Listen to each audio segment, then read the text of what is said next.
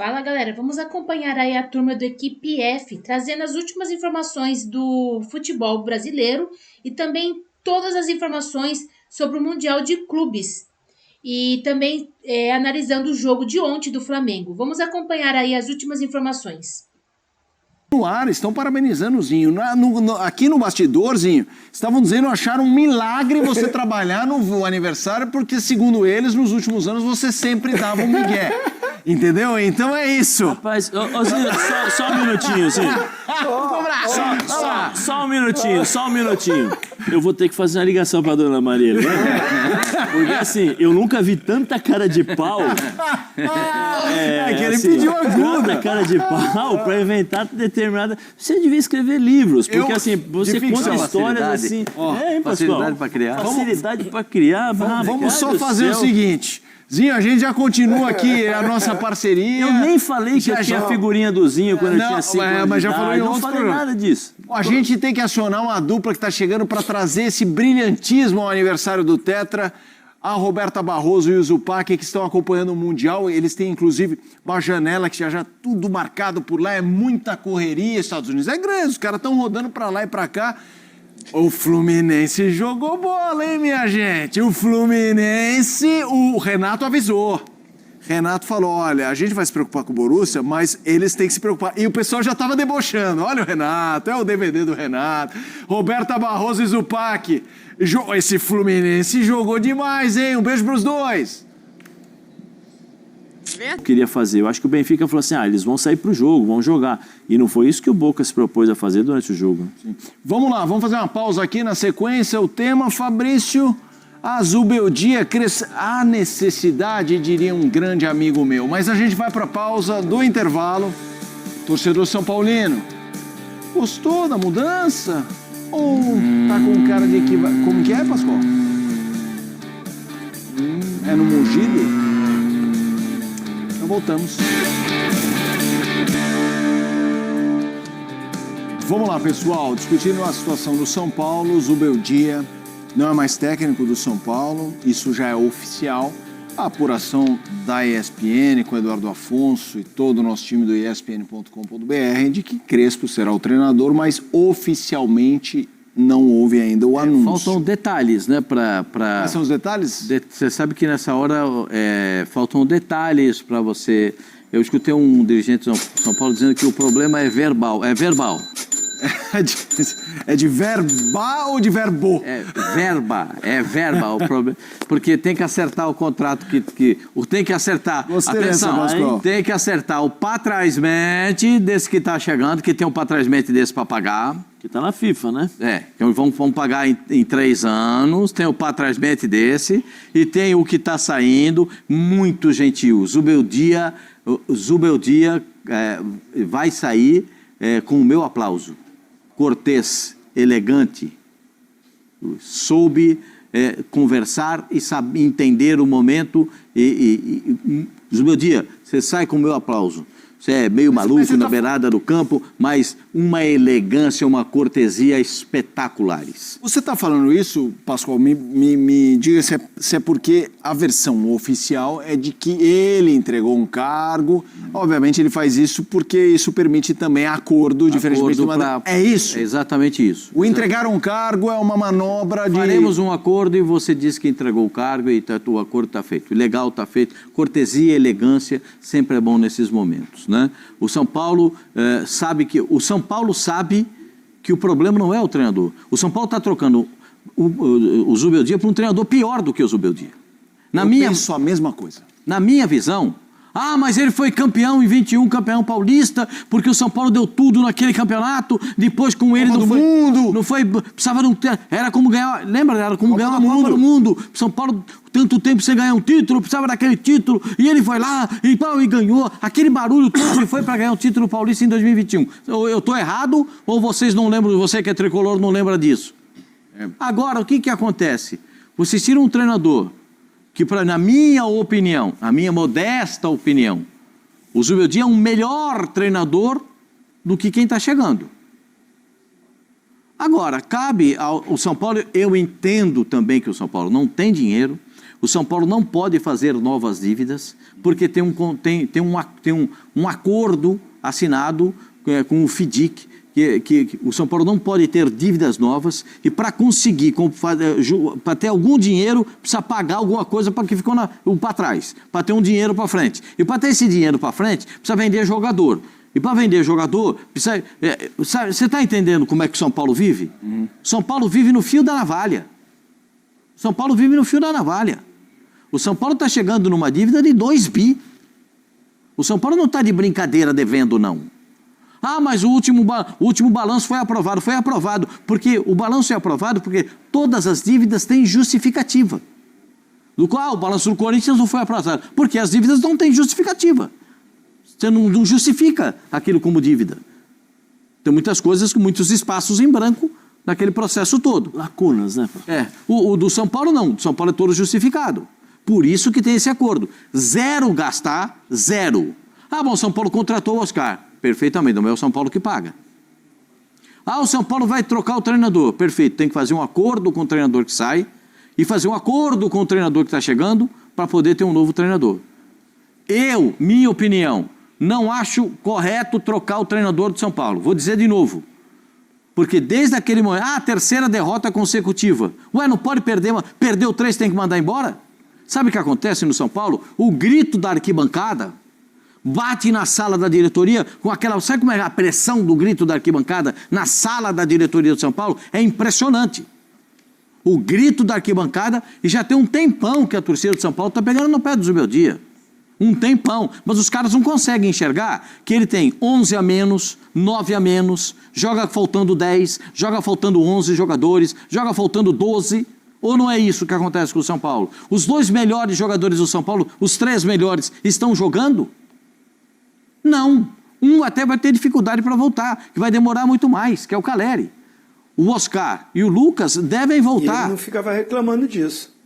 Exato. Nunca reclamou, Zinho. Nunca falou uma palavra sobre isso. Ele só falava do time que jogava. Dos para trás ele não fala. Por isso que ele tem elegância, tem cortesia. Eu acho o Zubeldia melhor treinador. Ponto. Mas o São Paulo resolveu trocar. E acho que o São Paulo fez a opção equivocada. Na minha opinião, pode ser que ele dê muito certo, que o São Paulo seja campeão brasileiro, não sei. São opostos, né, Pascoal? São opostos, são filosofias e maneiras de jogar totalmente diferentes. E de conduta também. De conduta também. É que assim, é difícil dos torcedores são paulinos entenderem que o São Paulo tem um time para jogar uma competição. E como o São Paulo jogou a Libertadores? São Paulo jogou, se não me engano, o São Paulo é a segunda melhor campanha, só perde para o Palmeiras. Só. Né? Com todas as dificuldades. Ele conseguiu colocar o Ferreirão, né? Tudo fechadinho. Fechadinho, conseguiu colocar o Ferreirinha lá para jogar, o Ferreirinha teve o seu melhor momento, e daí machucado. Né? E aí tem que começar a perguntar para o preparador físico, para o departamento físico do departamento médico do São Paulo, por que o Ferreirinha joga 5 e machuca? Porque você precisa entender esse jogador, qual é o problema. Vou fazer uma brincadeira que a gente sempre, né, falava no passado, ver se ele tem um foco dentário aí, né, como falava antigamente, para ver por que esse jogador, que ele consegue fazer 5 jogos, ele consegue se transformar num jogador que vinha resolvendo as situações do São Paulo, vinha resolvendo com gols, aí ele se machuca, aí ele volta, aí se machuca de novo. Né? Precisa ter um entendimento maior sobre isso. Qual é o trabalho que vem sendo feito? O Lucas foi uma questão de joelho.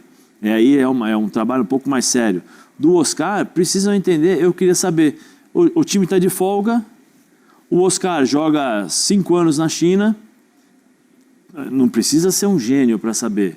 5 anos na China, ritmo diferente, número de jogos diferente, bem menores, né? Voltar ao futebol brasileiro e o jogador já tem uma certa idade. Claro. Por mais que ele tenha se condicionado, que ele tenha um bom preparo físico, que ele é um ótimo profissional, é um ritmo diferente daquilo que ele estava acostumado a fazer. Então ele vai sentir que você tem que fazer, tomar um cuidado a mais. Aí quando não está jogando, aí fazer um jogo amistoso lá no centro de treinamento, o jogador se lesiona num jogo amistoso e aí perde a quantidade absurda de jogos no qual ele poderia ajudar o São Paulo a ganhar, a ter vitórias, a ter uma qualidade melhor de jogo. Então, assim, existem algumas coisas que o departamento médico, o departamento físico, né, e os diretores precisam explicar e falar para a torcida, olha, nós temos... Sejam claros com a torcida do São Paulo. Sim. Nós temos um time para jogar uma competição. O elenco é para jogar uma competição. Não é para jogar 3. Nós não conseguimos jogar 3. A realidade é essa. Mas, infelizmente, o torcedor não enxerga, porque é a paixão, a gente entende sobre isso. Mas... Você trocaria o treinador? Não, eu não trocaria. Eu não trocaria, porque vai chegar um determinado momento que o São Paulo vai começar a ganhar. Porque não é também que jogou mal contra o Red Bull e contra o Mirassol. Vasco. O Mirassol. Mirassol e Vasco. E pode acontecer, meu. Pode acontecer de você errar uma estratégia, pode acontecer de você errar um posicionamento, pode acontecer dos jogadores não estarem bem no jogo porque são seres humanos também, do cara criar uma oportunidade e o jogador não marcar o gol e aí o cara vai lá, faz um gol e acaba o jogo. Muitos dos jogos do São Paulo acontece, ou o André Silva não perdeu gols. Acontece, faz parte.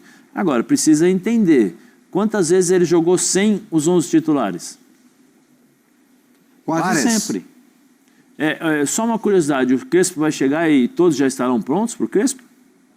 Todos já estarão aptos, 100% físicos ali, prontos para o Caleri com certeza é exato. Não, então, nem o Lucas, eu acho. Você acha que o Lucas não? Eu acho que nem o Lucas. Eu acho que o Lucas vai voltar, mas a gente não sabe como ele vai voltar, porque a lesão foi uma lesão séria no joelho. Né? Então, eu particularmente não trocaria. As informações que eu tenho também do Crespo não são tão boas em relação à parte tática, à parte técnica, treinamentos. As que eu tenho em relação às informações que o Zubeldia tem um trabalho melhor de campo. Eu também não teria feito a trocazinho. Quero te ouvir, meu amigo. Aniversariante do dia. Eu acho que assim, eu não sou a favor de ficar trocando treinador toda hora, né? Mas infelizmente no futebol brasileiro, principalmente, o insucesso ou um mau planejamento ou um mau rendimento sempre estoura primeiro no treinador. E se você não tem mais essa convicção que esse treinador vai ficar até o final da temporada, o momento de trocar é agora. Não adianta ele fazer a intertemporada todinha, voltar para jogar a Copa do Brasil, aí vai mal na Copa do Brasil ou na Libertadores ali, aí tira o cara para ir chamar um treinador novo, para ir ajustar durante os jogos. Assim, não sou a favor, mas se a diretoria, que eu acho planejou errado, entende que precisa de uma mudança para fazer um fato novo nesse grupo, o momento era agora, gente. Apesar que eu gosto do Zubeldia, eu manteria ele independente de resultado. Para mim, assim, você tem que ir com o treinador, chega no final da temporada, vai fazer avaliação, como foi o vestiário, como foi os treinamentos, como é a liderança, como é a gestão, como é que foram os resultados, e aí você troca ou mantém o trabalho.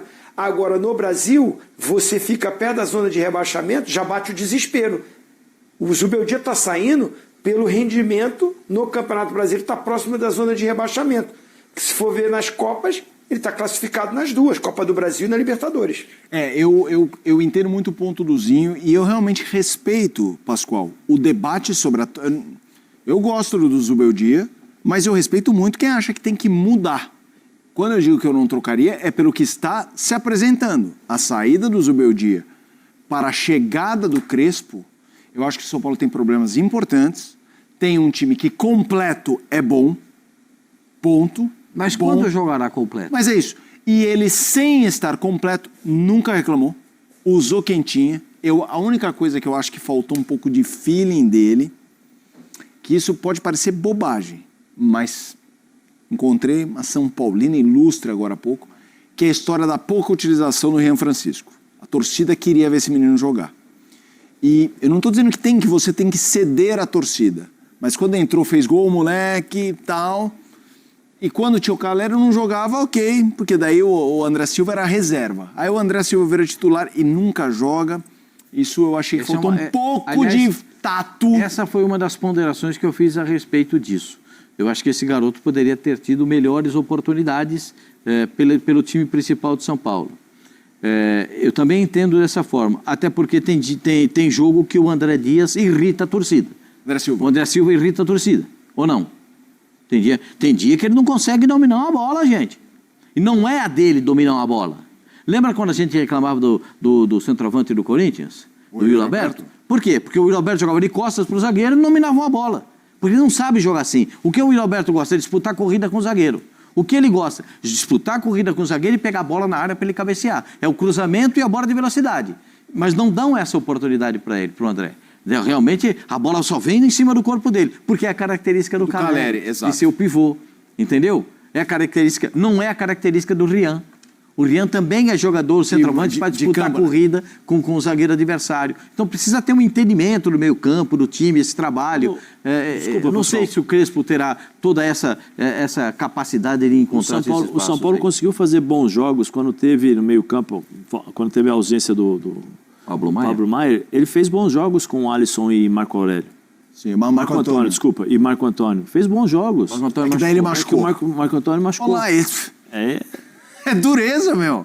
É dureza. Realmente, eu respeito muito o Zubeldia. Achei um personagem que agregou, assim, ao perfil dele, de invadir campo. Ok, também não acho que técnico tem que ficar tomando amarelo e ser expulso direto, mas o cara que nas entrevistas teve 2 episódios ali de aumentar o tom, mas em geral sabia absorver ali a crítica.